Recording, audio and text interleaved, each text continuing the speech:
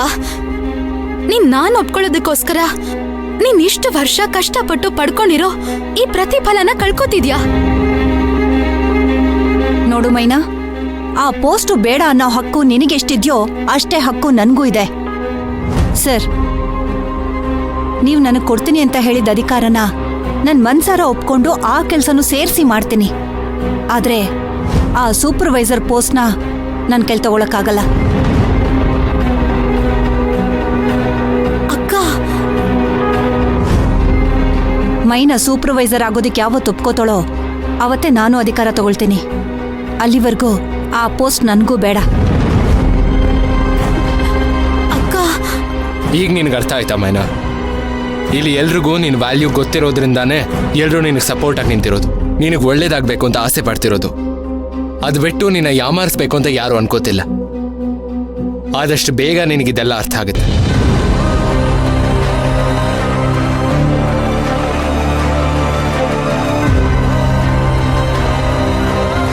ಅಕ್ಕ, ನೀನು ನನ್ನ ಅರ್ಥ ಮಾಡ್ಕೊಳ್ದಿದ್ರೆ ಹೇಗೆ?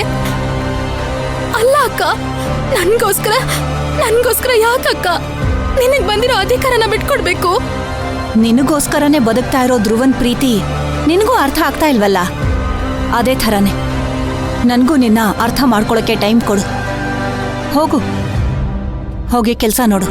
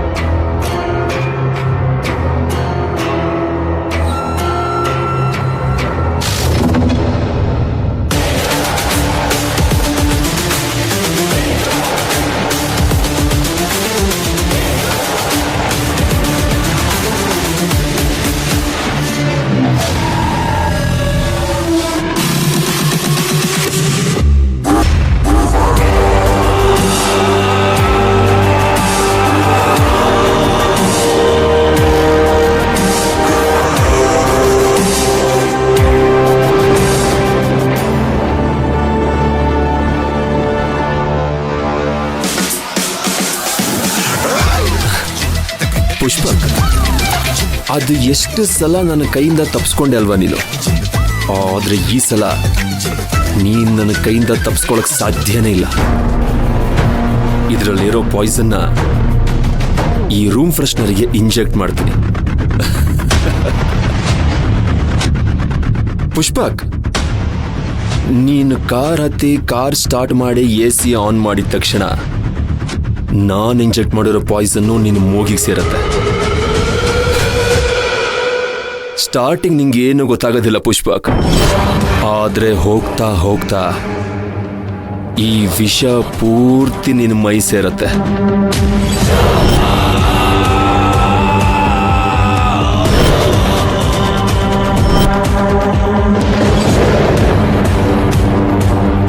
ಸಾಯಿ ಮಗನೇ.